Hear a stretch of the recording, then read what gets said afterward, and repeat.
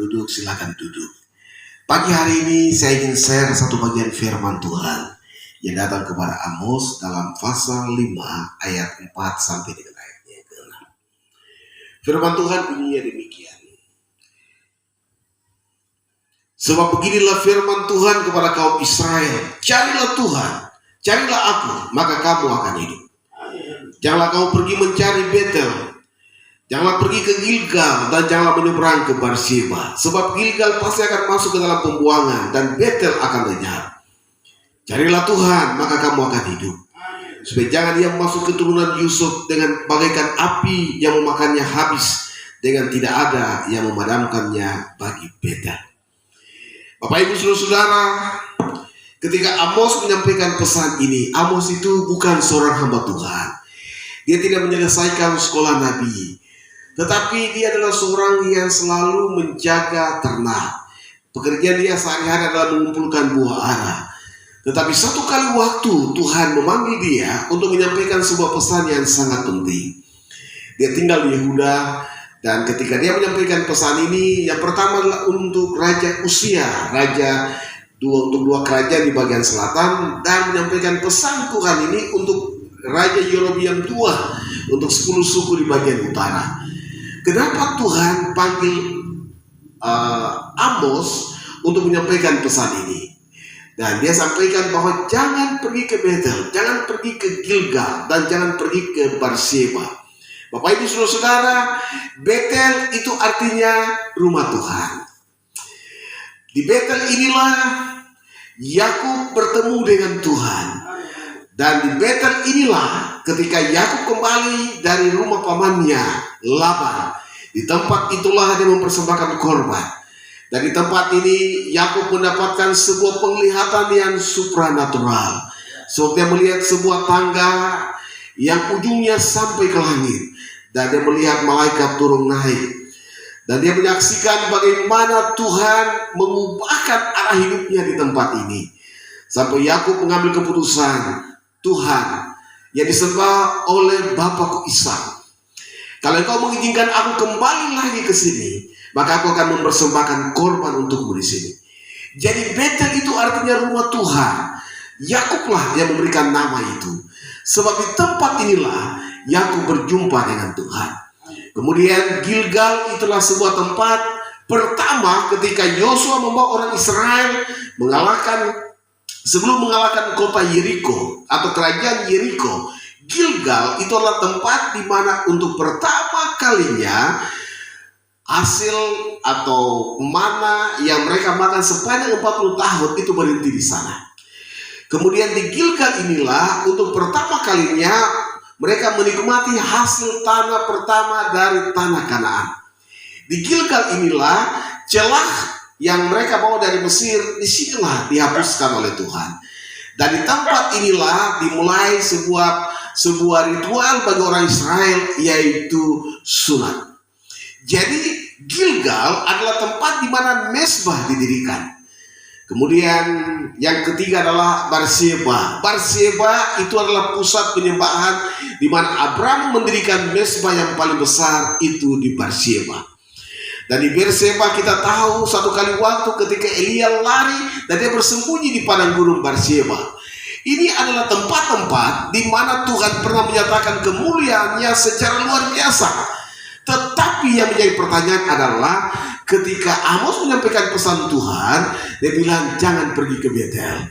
Kenapa tidak pergi ke Betel? Sebab di Betel ini tempat penyembahan kepada Tuhan diganti dengan tempat penyembahan kepada berhala. Ada sebuah tempat penyembahan berhala besar yang didirikan oleh Raja Yerobiam II. Tujuannya adalah supaya orang-orang di 10 suku bagian utara mereka tidak boleh pergi ke Yerusalem lagi. Mereka cukup menyembah di situ. Dan firman Tuhan berkata, Yerobiam II ini membawa orang Israel jauh daripada Tuhan. Kemudian tempat penyembahan kepada Tuhan di Betel, Berseba, Gilgal sudah tidak ada lagi, sebab penyembahan kepada Tuhan sudah diganti. Apa yang saya ingin sampaikan pagi hari ini? Kenapa Amos memberikan penekanan carilah Tuhan, maka kamu akan hidup. Bapak Ibu Saudara-saudara, ini adalah tema yang sangat penting. Hidup yang dimaksudkan oleh Amos bukan hidup yang seperti yang kita nikmati. Kita beraktivitas, makan, minum, bekerja, dan lain-lain. Bukan itu yang dimaksudkan oleh Amos. Tapi yang dimaksudkan oleh Amos dengan ketika dia berkata, carilah Tuhan, maka kamu akan hidup. Itu berhubungan dengan yang pertama, bahwa manusia tidak bisa hidup tanpa Tuhan. Itu sudah pasti. Kita tidak bisa hidup tanpa Tuhan. Nah, hari-hari ini, hari di mana kita sedang menuju bukan kepada keadaan yang jauh lebih baik, tapi firman Tuhan memberikan kita penjelasan secara detail. Hari-hari di mana kita hidup adalah hari-hari yang jahat. Sebab kejahatan begitu meningkat. Hal-hal yang belum pernah kita lihat, belum pernah kita dengar, itu yang sedang terjadi hari-hari ini. Kasih kebanyakan orang menjadi dingin. Orang tidak lagi mengasihi Tuhan dengan segenap hati mereka. Orang semakin jauh daripada Tuhan. Paulus bilang secara lahiriah mereka melakukan ibadah mereka, tapi sebenarnya mereka memungkiri kekuatannya. Ibadah-ibadah yang menjadi sebuah rutinitas agamawi, tetapi tidak ada kuasa Tuhan di dalamnya. Itulah sebabnya carilah Tuhan maka kamu akan hidup, memberikan penekanan supaya setiap orang, setiap kita harus kembali ke mesbahnya Tuhan. Amin. Kita harus bangun kembali mesbah, tempat di mana Tuhan harus hadir. Amin. Itu dimulai daripada hidup kita secara pribadi. Amin. Kita harus kembali kepada Tuhan.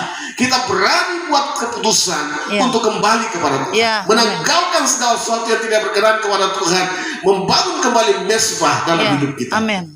Sebab di atas mesbah itulah korban itu akan dibakar. Kalau kita tidak mempersilahkan supaya hidup kita menjadi korban yang siap untuk dibakar di mesbah Tuhan, maka kita tidak akan bisa melihat hal-hal yang besar daripada Tuhan.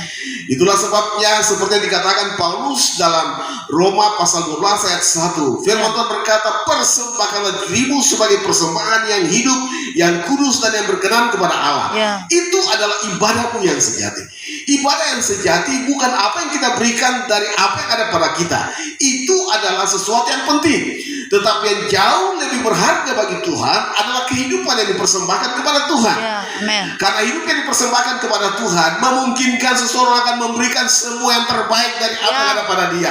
Waktunya, tenaganya, bahkan segala yang berharga itu bisa diberikan kepada Tuhan. Ketika hidup yang dipersembahkan kepada Tuhan sebagai korban yang harum. Itulah sebabnya Bapak Ibu Saudara-saudara, sebagai penjaga-penjaga atas kota di mana kita ada, kita bertanggung jawab untuk mulai dengan kita membangun mesbah bagi Tuhan. Yesaya berkata, Yehezkiel berkata, siapakah yang akan berjaga-jaga di pintu-pintu gerbang? Sebab di tembok-tembok kota sudah runtuh. Siapa yang akan menjaganya? Tuhan selalu membangkitkan 1-2 orang untuk mengerjakan apa yang Tuhan ingin kerjakan. Bagi Tuhan tidak ada satu perkara yang mustahil. Ketika Tuhan bertindak, maka Tuhan akan mengerjakan sesuatu seperti kata firman Tuhan yang tidak pernah dilihat oleh mata, yang tidak pernah timbul dalam hati, yang tidak pernah didengar oleh telinga. Itulah yang akan dikerjakan oleh Tuhan. Ketika waktunya tiba, tidak ada seorang pun dan tidak ada siapapun yang dapat menghalangi kegerakan daripada Tuhan. Tidak ada seorang pun yang dapat menghalangi kebangunan rohani daripada Tuhan. Ketika Tuhan bertindak, tidak ada sesuatu yang mustahil. Itulah sebabnya hidup kita terlebih dahulu dipersembahkan kepada Tuhan. Kita harus kembali kepada Tuhan. Kemudian yang kedua adalah kenapa kita harus mencari Tuhan. Seperti firman Tuhan berkata bahwa kita hidup tidak bisa terlepas daripada Tuhan. Yesus memberikan analogi dalam Injil Yohanes pasal 15 bahwa kalau di luar Tuhan kita tidak dapat berbuat apa-apa. Kita mendapatkan segala sesuatu daripada Tuhan. Kita hidup dari belas kasihan Tuhan. Kita hidup dari kasih karunia Tuhan. Kita bergantung sepenuhnya daripada Tuhan. Itulah sebabnya kita harus selalu terhubung dengan Tuhan. Kita selalu terhubung dengan Tuhan. Bapak Ibu Saudara-saudara, firman Tuhan berkata, di mana 2 atau 3 orang berhimpun atas namaku, aku ada di sana. Bapak Ibu, saya yakin Tuhan hadir di tengah-tengah kita.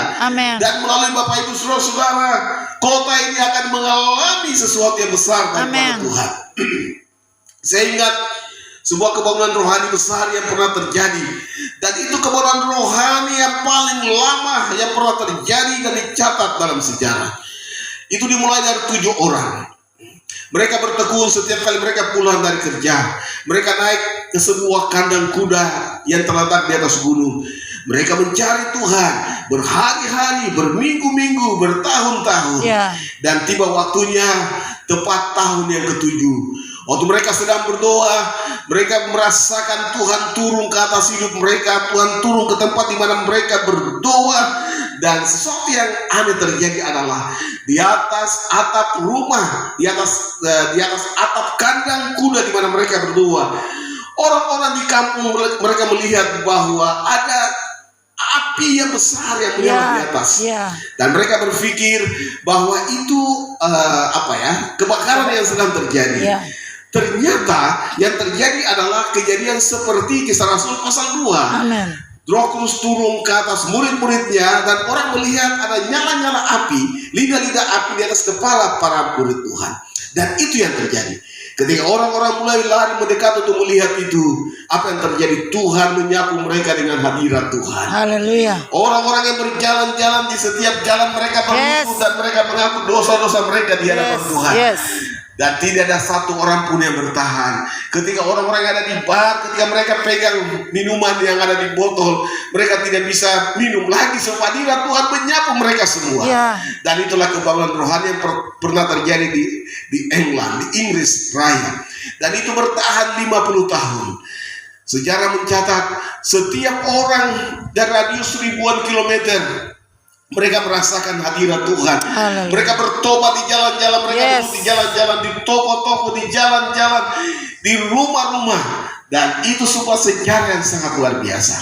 Dimulai dari berapa orang? Hanya 7 orang Bapak. Mereka setia berdoa kepada Tuhan. Mereka mempersiapkan wadah mereka, hidup mereka. Mereka minta Tuhan, biarlah terjadi kebangunan rohani atas kota di mana kami ada. Bapak Ibu percaya? Sesuatu yang besar akan terjadi dari tempat ini. Amin, amin. Yes. Kita tidak tahu kapan itu terjadi. Dan Bapak Ibu sedang dipersiapkan oleh Tuhan sebagai wadah daripada Tuhan. Sesuatu yang akan terjadi. Saya rindu supaya Bapak Ibu adalah bagian dari pembuat sejarah. Bapak Ibu bisa melihat sesuatu yang besar itu akan terjadi. Dan kenapa itu bisa terjadi? Itu dimulai dari orang yang rela, orang yang bersedia untuk membayar harga. Ingin menyerahkan hidupnya untuk sebuah kegerakan yang besar. Dan saya yakin itu pasti terjadi. Amin. Doa dalam kesatuan, doa dalam kebersamaan, itu doa yang memiliki dampak yang besar bagi perluasan kerajaan Tuhan. Bapak Ibu saudara-saudara, kita masing-masing berdoa, baik di rumah kita, di gereja kita masing-masing. Tetapi doa dalam kesatuan itu akan mengerjakan sesuatu yang besar. Amin. Segala benteng-benteng musuh itu akan dirubuhkan.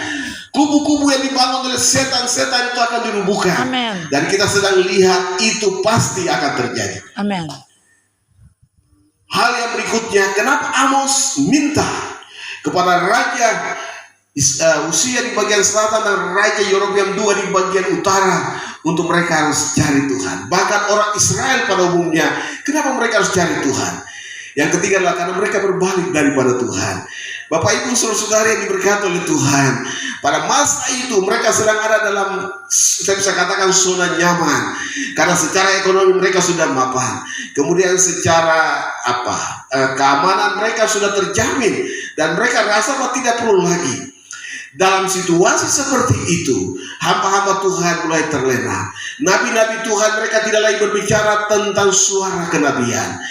Itulah sebabnya Tuhan harus membangkitkan Amos yang bukan seorang nabi. Dia menyampaikan pesan penting, bukan saja kepada raja, tetapi juga kepada para imam, para nabi yang berdiri di altar untuk melayani.